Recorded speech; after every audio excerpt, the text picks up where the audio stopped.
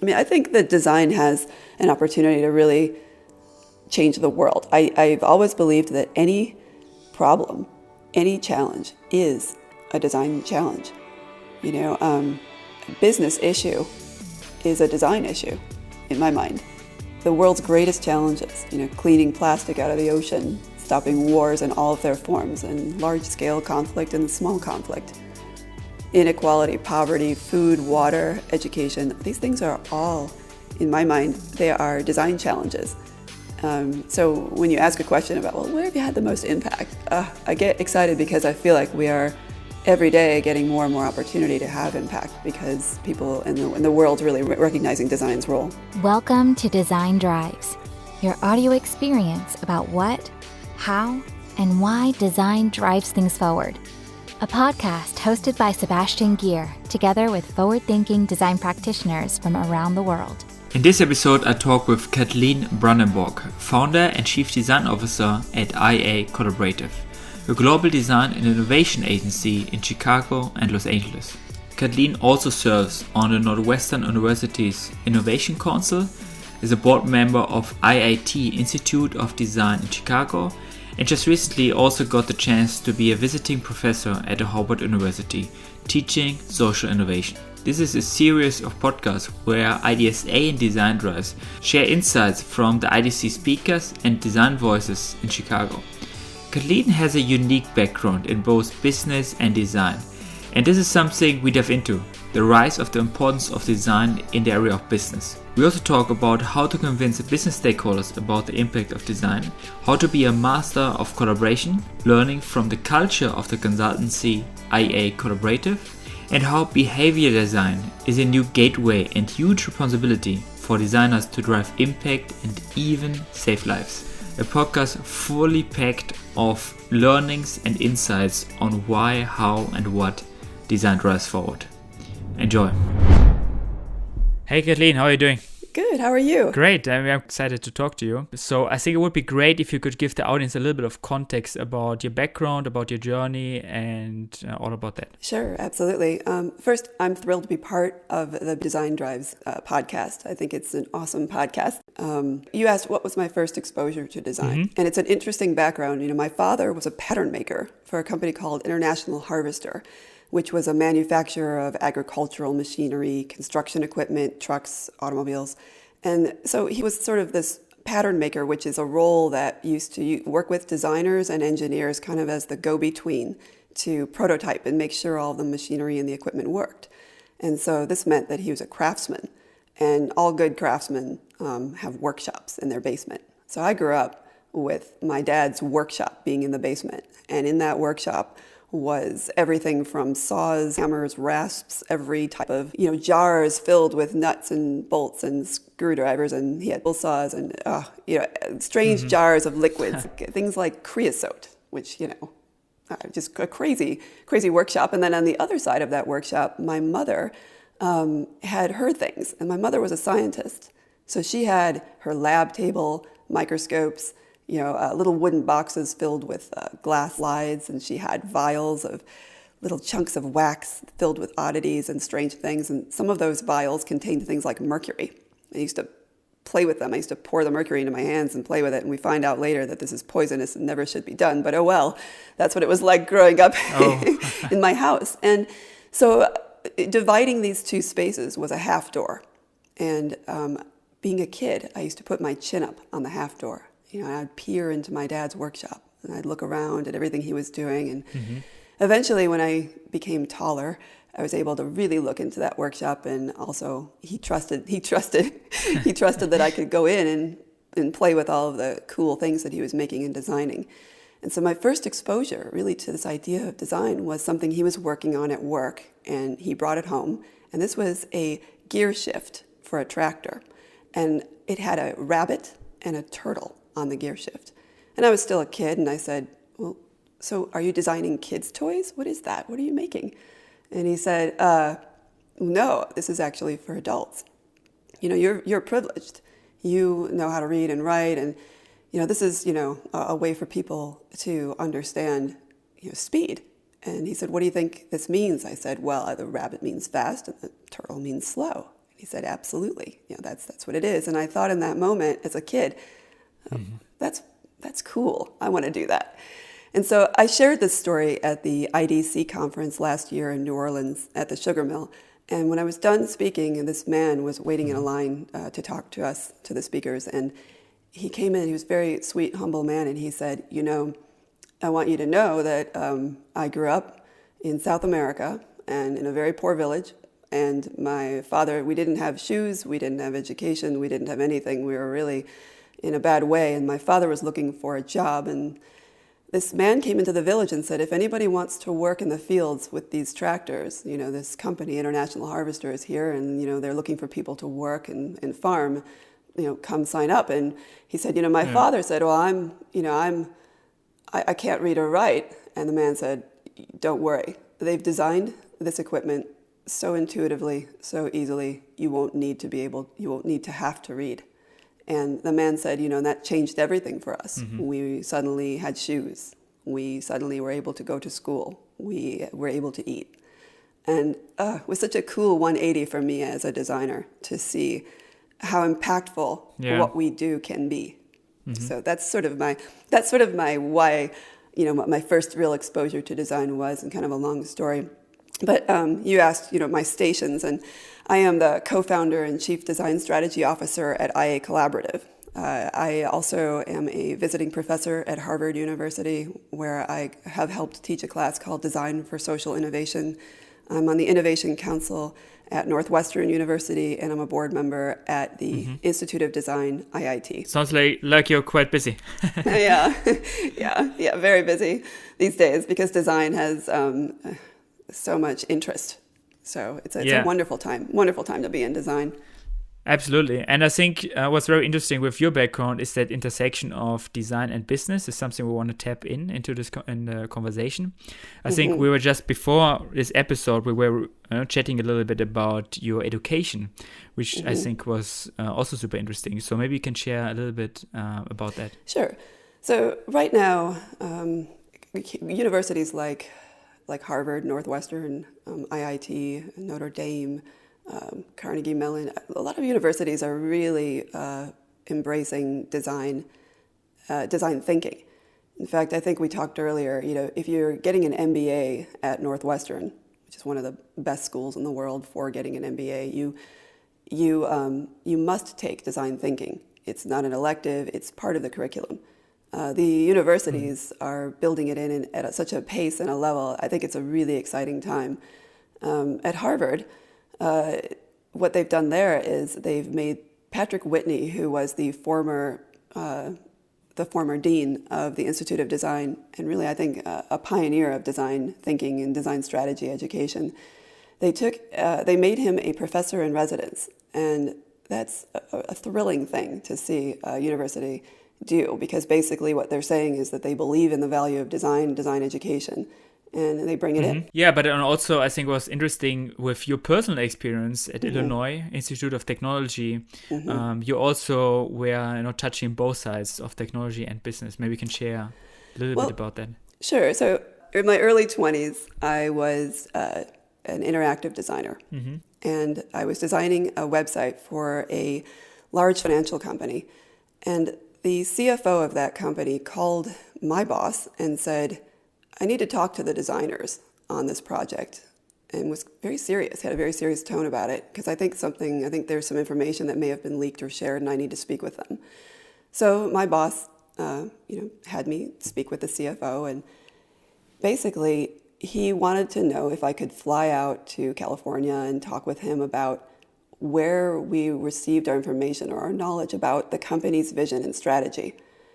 And I thought it was really interesting that they wanted to put me on a plane at such a young age, fly me out there and have me meet with the CFO of a Fortune 500 company. So when I did meet with him, he pulled out the information architecture, the site map that we had designed. And he said, where did you get this? And I said, well, we created it at the studio. We designed it. And he said, well, yeah, but where did you get the information? And I said, well, we organized the information in a way that we felt made sense around the organization. And he said, this is work that we have spent tens of millions of dollars over years trying to create in terms of a vision for the company. And this is our new vision, but you've laid it out in basically what looks like almost an organizational chart. And it's really proprietary information. So I'll ask you again, where did you get this information? And I said, well, really, we just, we were designers. We are intuitive. We are thinking about the user experience and the flow of communication. And this is what resulted in that.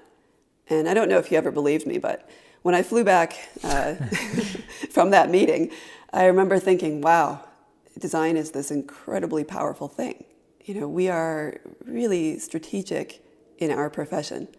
And so that was really the moment where I thought, okay, I really need to be looking at the business side of design. I need to understand it. I need to, enroll in the Institute of Design, IIT. The program there was the one program at the time that really was pioneering this idea of business with design. And so So your undergraduate was in design? Yes. Was it industrial design or was it No, product design? Or what was the name? No, it was graphic design. My undergrad Graphic was design, actually. Yes, graphic design. And then my graduate degree, again, the Institute of Design, IIT. Was then a master in business, right? Yeah, the way the program is structured at IIT, they combine what we like to call user business and technology in equal measure. And so they are bringing in frameworks and tools and understanding from the business world as well as from, design minds, the way designers work and think. So there's product design there alongside basically what you might learn if you were going to get your MBA, alongside research methods and true ethnographic approaches to understanding user behavior. I think what's also very interesting is that you come close to a 20-year anniversary when it comes to IA Collaborative. So that's quite a long journey of growing a design studio. So I think it would be really interesting to tap into this as well before we tap more into the intersection of design and business. Sure. What were some of your learnings building the design studio and growing it over all the years? Well, 20 years. I can't believe next year will be 20 years. It's amazing. Yeah. 2 decades. We started the company truly with a philosophy that has never changed. Our vision has changed and evolved, of course, because great companies always are evolving all of the time, constantly learning. But 20 years ago, we said, we really want to create an integration between design and business. And so the way we set about doing that 20 years ago is the same as today. Research, strategy, and design, the combination of all three. And we set out to create that as an integration so that we would form teams that have researchers, sociologists, anthropologists, ethnography, people who are trained in design research, all on the same team as people with their MBA, business strategists. And then, of course, design. And design at IA Collaborative can be product design, graphic design, interactive design, organizational design, process design. We really are stretching and pushing ourselves to be at the forefront of design in such a strategic way. I'm incredibly proud of the integration piece, though, the most. And it's interesting because 20 years ago, we were finding ourselves constantly educating. People would say to us, okay, so you're like a design firm and you have some researchers that you hire when you want to understand human behavior, right? And we'd say, well, no. And then they'd say, okay, well, so I get it. You're a design firm, or and you've got and then they just couldn't understand it. And then they'd flip it around and some people would say to us, okay, got it. You're a research company. You're all about understanding behavior, and yet you must have a design studio somewhere in the back, And we'd, have to educate and say, no, we're truly an integration. And in fact, if you were to come into our office today, you'd see a reflection of that because everyone's on teams. Everyone works in such a collaborative way. And, collaborative's in the name of the company. We set out to really be leaders of collaboration and working together not only on our teams, but then with our clients as well. And I think we do that better than anyone. 20 years ago, we set out to do that, and we're doing that now in such a brilliant way. And I'm incredibly proud. The companies that we work with they're companies that are not always necessarily leaders of design, but a lot of them are.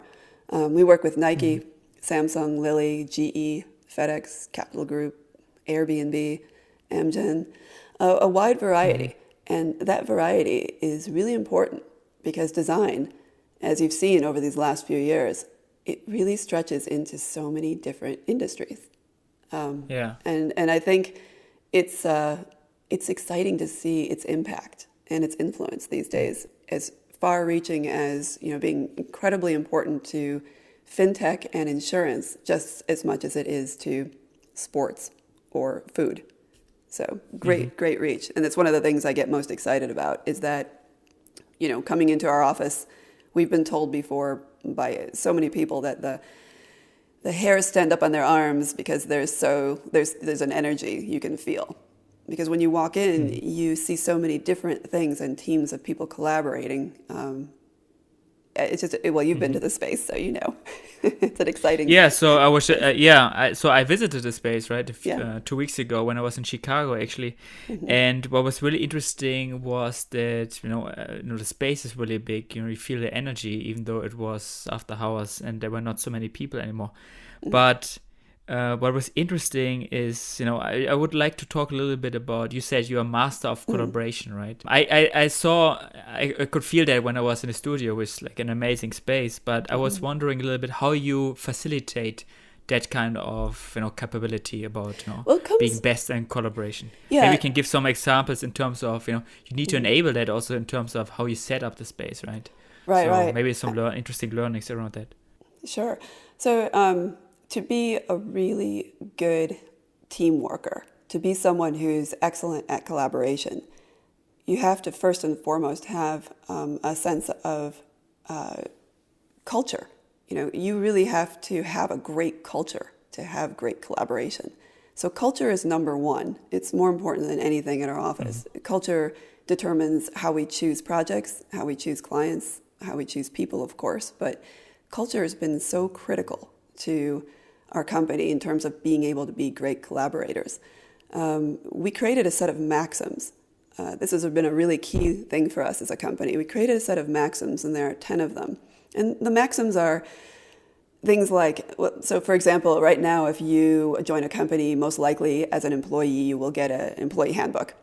And in that handbook, there will be bulleted important values that the company, will communicate to you. So you might have a page where the bullets will say, respect, integrity, and I don't mean to make light of those things, because it's really important. But they're just these singular words. And what we did is we really designed a set of maxims which are directional. They're paragraphs that really do what we value and how to behave. So I'll give you an example. One of our maxims is live the problem to design the solution. So before you even begin working with us, and there's a paragraph that talks about the importance of that and how you should be deeply user-centered, immerse yourself, understand user behavior if you're going to design anything. And so before you even join the company, you get this book and you read about that and you say, yeah, well, absolutely. I get that. I understand that key value. And so you come to the office already armed with a knowledge of who we are as a culture, what we value, and how we expect and hope you will behave. And another really key maxim, and there are 10 of them, is one called always learning. And I really love this one because these maxims, they manifest themselves throughout your culture. So always learning is all about how to be constantly a sponge, constantly soaking up information, going out into the world, looking internally, externally, constantly learning and trying to understand and be curious. And to that end, we've given everyone at the office a scholarship. Everyone gets a certain amount of income that they spend on just learning, just going out into the world, and you can use it any way you want to. So that's an example of the power of creating and establishing a set of maxims, and it's worked really well for us in terms of building that great collaborative culture. Another thing we've done culturally that I'm really proud of, and it's a new program. We call it the biannual. And I don't know if any other companies do this, and maybe they do, but I haven't heard of it yet. And essentially, twice a year, we have everyone in the company come to leadership individually and share what they believe is the most forefront work that they've done. And it's really hard because we're on such integrated teams that coming up and saying, here's my role, here's my specific part and what I have done, it's challenging. people have a hard time using the word I at our office. It's always we. And so, but it's been really great because out of that, what we do is really three things. We celebrate and we learn in order to replicate.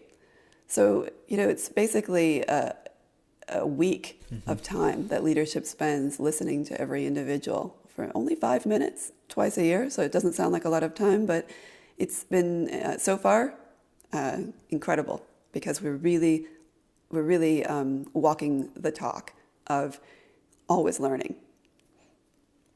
In fact, I'll give you an example. And it's so good for culture. Super because interesting. It gives everyone an opportunity to really, interact with each other and show off. It's really important, I think, for designers to have a moment to just stop, reflect, and say, here's something I'm really proud of. I really think I rocked it. And some of the examples people will share might be, a new example of something that they're doing in virtual reality or with AI or a new technology. Or another example might be, here's how I've, spearheaded this organizational redesign. Or here's a new profit model that I've been really driving. It's an entirely new approach using design to create new profit models for companies, and I've done that. One of our staff, a guy named Kevin, he was great. He came in and he shared this wonderful example of work that he did. It was all around virtual reality or artificial intelligence, and it was really exciting, and he's really into it. And he, at the end of his presentation, of course, we said, well, how do we replicate that? How do we do more? What can we learn from this? And he gave us his answer. But my favorite part of his presentation was that at the very end, he said, and it was fun as hell. When an employee says it was fun as hell, I mean, for me, that's all that really matters. That's just such a great, bit of championing culture. To hear that kind of thing, that's what you want. So. Yeah, it's so important to celebrate also, right? It's something that I think often is underestimated. Because there's always the next thing running, right? It's hard to make stop sometimes. I was just wondering how you deal with the opposite. How do you deal with if something is not working so good? Is that also a space for the people to share it? Or how do you, learn about these things and then try to, adjust the culture? Well, again, culture is key. So if you have a good culture, and you're sharing things that aren't working, of something that's failing, something that's not going well, then if you have a good culture, then everyone's got your back, everyone's supportive, everyone's there for you. I feel that we have that. I feel like we have a really helping kind of culture where everybody's always really proud to leverage their past. One of the things we have at our office was created by someone at our office named Derek, who he coined this phrase leminar. And I think it's about he originally coined it out of, when something sort of fails, you take those lemons and you make lemonade. And he said, but also we should learn about that, like a seminar. So he created this idea called a leminar. And what it is it's a way for people to get up and share anything they want at any time they want. So a lot of companies might call this a learning lunch or, just a speaker series. But, we don't limit the content. If you want to get up and talk about, your biggest failure, or if you want to talk about how you are the best person in the world at making ribs, or if you've got an incredible biscuit recipe because you grew up in the South and you want to share that with the office. And these types of things, I think they really help build culture, but they also create a sense of vulnerability.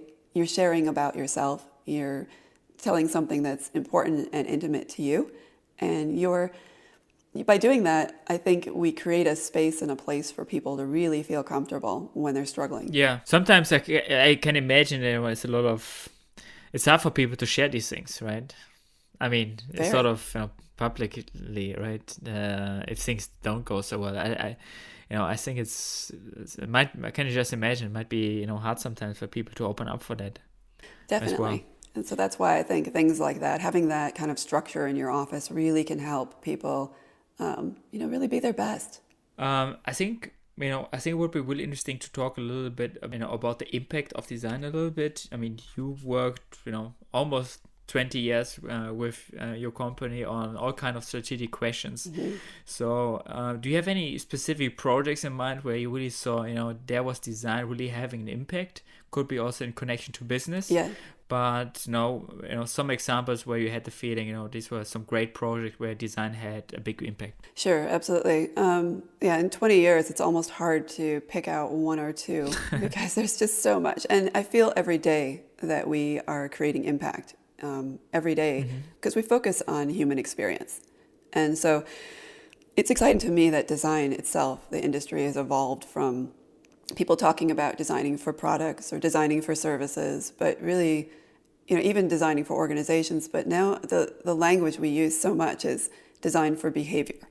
And behavior is, I think, an exciting word for designers to truly embrace. We have worked on a lot of projects in healthcare. And when I think about impact, I think of last year, the CDC put out a report that said that 40% of the world's the top 5 chronic diseases could have been prevented.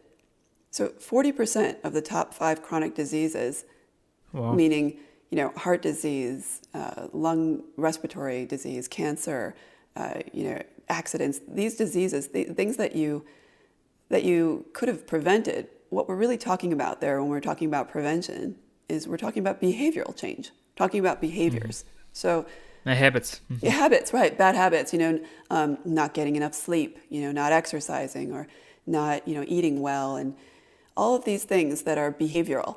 And when you think about that, if design is about behavior, we have such an opportunity, and some might even say an obligation, to be looking at ways to save those lives.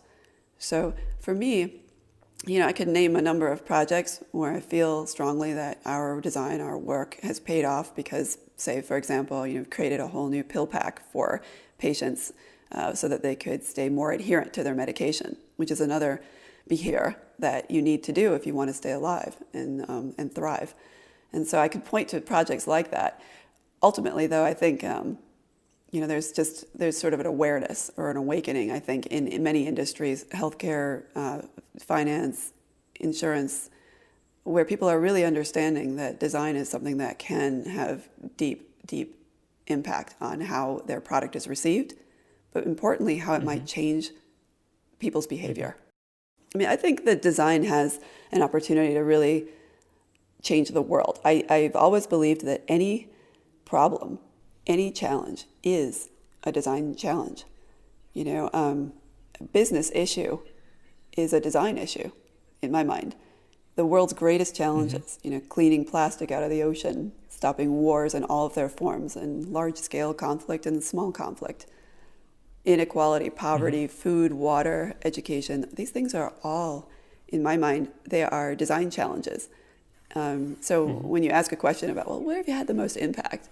I get excited because I feel like we are every day getting more and more opportunity to have impact because people in the world really recognizing design's role. Is that an industry you're really passionate about at the moment, looking at that aspect of design behaviors, the aspect of hospitality and well-being? Yeah, certain things really sparked my interest. I was thinking about the future of water the other day. The world's supply of cheap and clean water. It's likely that that's going to fall. It's going to plummet as the climate warms up and as more and more people and the populations grow. We're going to need to figure out ways to conserve, cut waste, find entirely new resources. And so that to me is yet another exciting design challenge. I would love to tackle that. Aging. By the year 2020, people over the age of 65 are going to outnumber people under the age of 5. So, that would be incredibly fun to tackle that problem. There's a lot. Technology, our company, it's funny, I just came from a technology review, a meeting where our heads of the IXD group, the tech group at our office, just presented out what they want to do, what their future visions are. And it was a really fun conversation because there's no limit. I think our biggest challenge is narrowing, because really there isn't a space or a place that design can't be. Or in my mind shouldn't be. Yeah, that's super interesting. What's also interesting, you work a lot, obviously with business, and then also, trying to identify, how to, create growth or to start a new venture. I'm just wondering a little bit about how do you apply design in such a process where, you're talking to business, you're trying to bring in try to figure out a new venture or a new product or service or something that could spin off. Yes. How do you integrate design within that process, and how do you start a conversation with business people? Yeah, so what I think you're really talking about there is what we've seen a pattern of businesses' greatest challenge. The companies that we're working with, what are their greatest challenges? And then how are we helping to kickstart the design conversation in those organizations if it's not already there, or how are we basically talking about it? I would say the biggest challenges are this idea or this sort of this philosophy of incremental improvement versus innovation, meaning that every day, if you're working in a large corporation, you are tasked with a certain number of things you need to do. You have quarterly reviews. You are beholden to certain numbers you must meet. And so you have to do those things. You have to constantly improve. But it's scary, I think, for a lot of companies to say, well, we can't stop focusing on that incremental improvement. We can't start thinking purely about innovation. And it's true. You should be thinking about both. Roger Martin has this great quote. Roger Martin said, "Organizations resist change because they're made up of individuals who are working at what has always worked." Most companies today are working in very fragmented ways. They're siloed. The departments are, not really talking to one another. The individuals working within those departments have yet to get together. And usually when we begin working with them is some of the sort of first time, say, someone from marketing has ever met somebody from finance, or someone from even packaging might have met someone from product. So there seems to be a lot of, fragmentation. Sorry, there seems to be a lot of fragmentation among corporate structures. And I think that that's starting to change. More corporations, more companies and industries are recognizing that the design mind is a very systemic mind. And so by working with us, we tend to bring those silos together. There's a tool that we like to use. We've created a framework at our office called 7 Elements of Design. And this is basically that, you've probably heard before the questions, what is viable, what is possible, what is desirable? It's business user technology.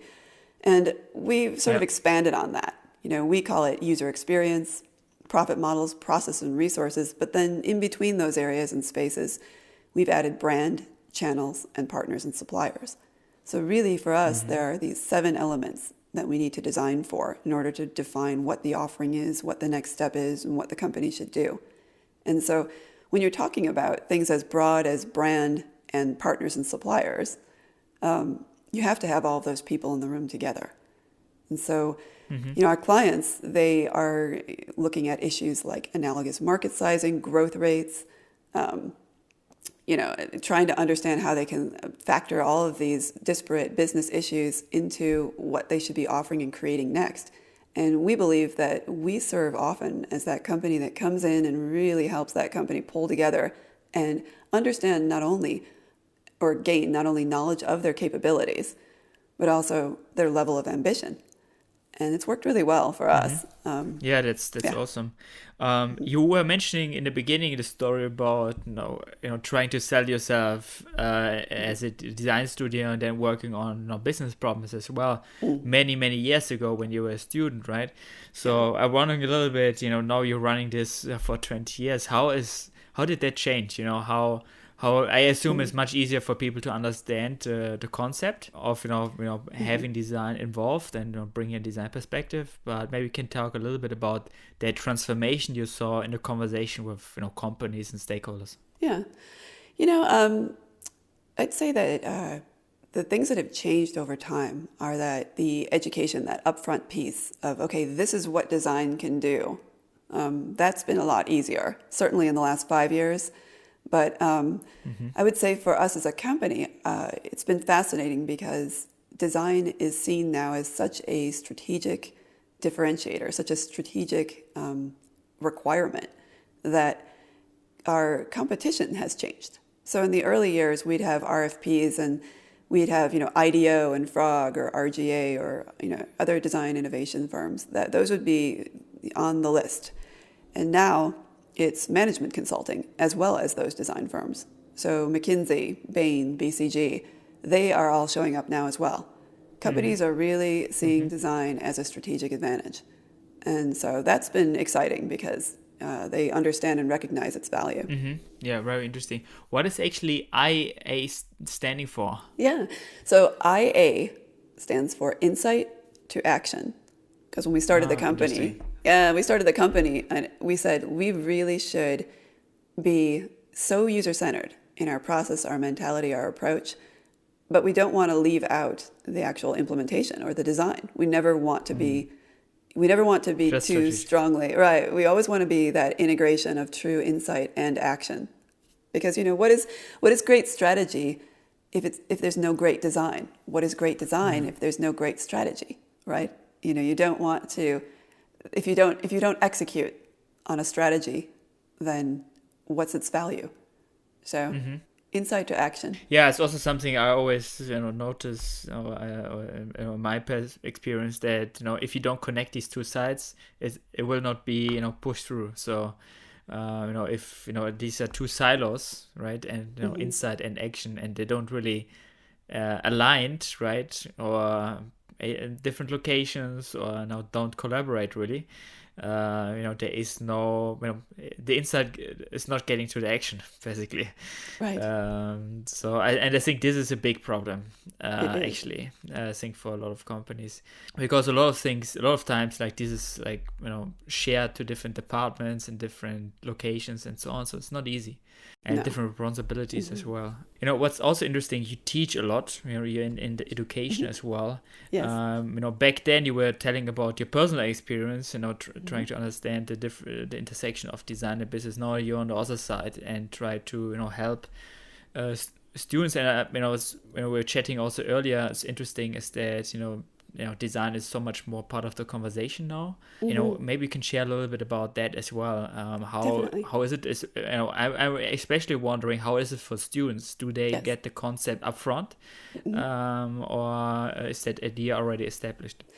So my favorite teaching experience has been a recent one where I was invited in as a visiting professor at Harvard into Patrick Whitney's class called Design for Social Innovation.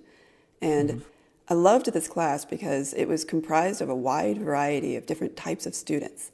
So Harvard assembled a group of people who were different ages, race, gender, a wide range of diversity, which is, I think the best way to do anything, because that, if you're with like-mindedness, then you don't ever evolve and you don't learn anything new. And so they really structured the class that way.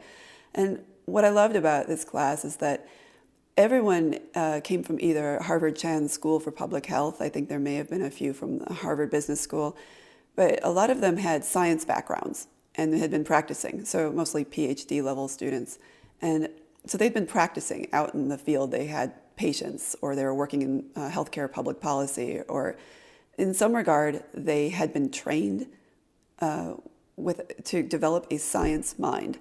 And the way that a science mind thinks is, with controlled variables, and then those controlled variables then become reduced, and very focused questions, and reduced and reduced and reduced down to a single answer. And that's how a science mind has always worked. It's been very much that way. And so your brain gets trained that way, and you start thinking that way when it comes to problem solving. And that's a very good thing, because by doing so, we end up with, penicillin. We end up with, incredible breakthroughs in science. So this is a wonderful thing. What's been exciting about this class is that we were bringing new thinking to the students. So we were bringing how designers think, a design mind. And you're a designer, so you know this. But for people that are trained in design, we have, multiple inputs at the beginning of a project. We're constantly asking open-ended questions. And we don't reduce as much as we expand and synthesize and broaden and end up with systemic solutions. So combining these two schools of thought, these two ways of thinking, I think it was really really dramatic for the students, because here they are practicing day in, day out a certain way, and then learning new methods and new research. The results of it were fantastic. One of my favorite memories from the class was one of the students was a thoracic surgeon, and we had taught him about how designers don't always look to fix a problem, but often they look to solve, like they're thinking solution. So in any user journey, there's highs and lows, there's bright spots, and there's things that are broken. And designers, we look at the bright spots and build on those just as much as look at what's broken. Exactly. And so for him, he was so excited. He came into class mid-semester and said, I've been working in clinic for 8 years. My patients, they come up to me, and every day I say, let's look at what's broken. Let's fix this thing. I want to work with you. And he said, but now I'm saying, hey, what's going well? And I'm building on all the things that they're doing right. He said, so now I'm really working with them. And he said, it's forever changed my mind and how I think about what I do. So it was a really exciting moment for me to see someone who is brilliant in the science spaces adopt how design mind thinks and processes. Yeah, super interesting. That must be a great feeling as well, right? If you can bring in a design perspective into that and see that kind of output. Absolutely. There's a lot of discussion also these days about, the democratization of design through design thinking and some of the positive and negative things that, happen to design with this. What is your I was just wondering a little bit about your personal view on that kind of conversation. Well, you are asking someone with the word collaborative their personal view on democratization of design. So I'm sure you know the answer. But it's just second nature. I think designers are the good ones, are systemic. We think about everything. We put and pull pieces together. There's no bit of content that we can't feel comfortable drawing from. So we very much value diversity of thought. And we believe that everyone is creative. Everyone has creativity in them. I always find it so comical because my friends who are not designers, they always say, I can't draw. I'm not creative. Well, it's funny. I don't know, somewhere along the lines, maybe it was kindergarten, who knows, but somewhere along the lines, they taught themselves that they weren't creative. And we just believe that everybody has something to contribute. You can get value from everyone. And so that's our philosophy. And so to me, democratization of design is a great thing. And, I also believe strongly that designers don't need to be calling all the shots. We don't need to only serve as a coach or a catalyst either, but it's really about that true integration. So when you think about design being embedded throughout an organization, it's not because we have to dictate what happens. It's simply that we should be our way of thinking, this generative, creative mindset that pulls from any input that is relevant or that we feel we can use.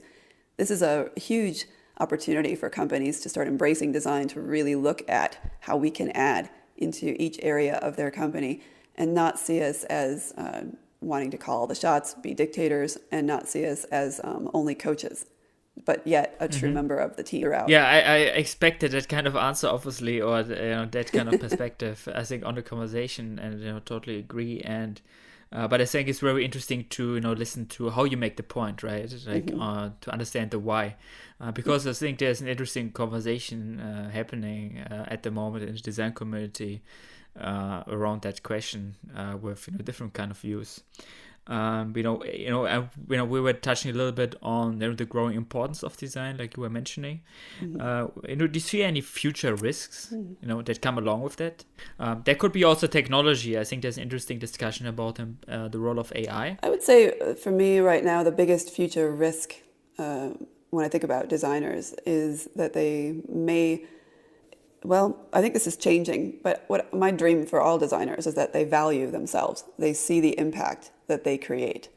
And if there's any risk, it's that they somehow don't value themselves at the same level as someone with a master's in design, to me, is on equal level as someone with an MBA. It's the same thing. You're both providing some value. And so the only risk, I think, would be is if design thinkers or design minds don't value themselves at that level. And so I think that, I think that's probably all I can really add to that. That's probably the only thing I think would be a risk right now. Seems to me, in fact, it's really hard as a design mind for me to actually think about the negatives. I think designers by nature, it's not that we're, smiling and everything's sunshine. Certainly some of the best designers I know are also the biggest cynics I know. But there's something about designers' mind where you're creating, you're generative. So it's very, very hard for designers to, I think, look for the negatives all the time. So if you were watching two designers work, and there were, say, thought bubbles over their head, and you could read what they were thinking, they'd be saying things like, well, hey, what typography should I use, or what materials would work best? These are the thoughts. What's going to work? What should I do? What could it be, and what if?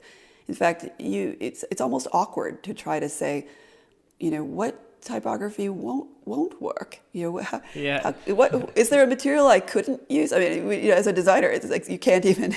It's a quite optimistic discipline, right? Well, yeah, optimism, but is one word for sure. There's also just this generative making quality of the design mind. And I think that's why design is so well suited for innovation. Yeah, one more reason to celebrate the outputs, right? So it's visible, to make the impact visible, right? I think it would be really interesting if you could, maybe we can, explore a little bit on that aspect of AI, like I was mentioning. Do you see any major risks when it comes to design? When it comes to artificial intelligence? Well, what's interesting about new technology to me, and I've learned this from the people I work with, I'm very lucky I work with some of the greatest talent, and the people that are really at our office at the forefront of design and AI and new technologies like AR and VR, those folks have taught me that the file formats aren't even, haven't been created yet for a lot of new technologies. So this is really interesting to me because it means that designers can not only be just using these tools, but designing the tools themselves. So it's not so much that we'd be developing the new technologies, but that, what the technologies enable, what they could be, how they could be used, how to make those technologies themselves user-centered. I think that's a really interesting space for designers to start to explore. I also think behavioral economics and data analytics combined with the way design research and the methods from design research, the combination of using all of those different types of those different fields, I think that's a really powerful space for artificial intelligence to start utilizing in a really collaborative, comprehensive way. So that's another area that I'd love to explore. Yeah, really interesting. I think there's an interesting discussion these days around the future of design when it comes to some of the future capabilities of AI. So that's why I wanted to tap a little bit into your view on that. So I think to sort of wrap this up, I was wondering if considering your background in the intersection of design and business, what would be your advice to young people, young designers, but doesn't have to be designers specifically. It can be also people from business. Your advice for people interested around that space. Yeah, so my advice to anyone who's interested in that space, that intersection of design and business, and really my advice to anyone who's interested in design is that it's such a fantastic place to be right now because it does have an amazing reach. The influence and impact that design is having in such a diverse, so many diverse spaces means that you don't really need to focus on one specific area. You can leverage anything that you've done in the past and everything that you will do. In fact, John Maida has a renewal summit. He's had it 2 years in a row. Hopefully he'll have it again. But it's basically a group of creatives he brings together from all over the world and spends a week talking about design and just really talking about community, talking about diversity, talking about big issues in the world and how design might tackle them. And Nicholas Negroponte was there. He's the co-founder of the MIT Media Lab. And I remember he was talking and he said, focus is the new F word. And I love this because he said, his students, nothing makes him more unhappy than when his students go out into the world and they focus, they dial in on a specific app that they want to design or create. And he said, you've got these minds that are really expansive, broad thinking. And he said, it's just such a shame. And I believe that. I agree with that. I think that if you are interested in the intersection of design and business today, that's fantastic. But be aware that you don't need to dial in. You don't need to focus on one specific area. You can leverage a lot. You don't need to. I think our parents, today parents will say, pick one specific passion and go after it.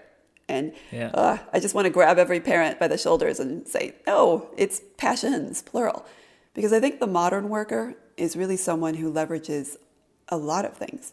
I see that at our office every day. Someone will be working on a cycling project, and then someone else will say, oh my gosh, I spent 10 years, as a triathlete, cycling. Can I be on that project? Or someone else will be working on a degenerative eye disease, and someone in the office will say, I was in medical school for a few years studying optometry. I know a lot about this. Could I be on this project? So there's nothing wasted. It's really in design, it's leverage. Yeah, I think it's so interesting. And it's really the shift where the private, personal passion, interests, or skills in a way, and the professional skills really meet, and we can grow on top of that throughout your career. Right? It's so interesting. Yeah. Thank you so much, Kathleen. Thank you for sharing all the insights. Oh, well, thank you. I'm thrilled to be part of your podcast. Yeah. Thank you. That was the episode. If you want to give us feedback on the podcast, have something to contribute to the next episode, or just want to get in touch, feel free to connect with us either on Facebook, Twitter, Instagram messages, or simply via the designdrives.org website. We love to hear from you.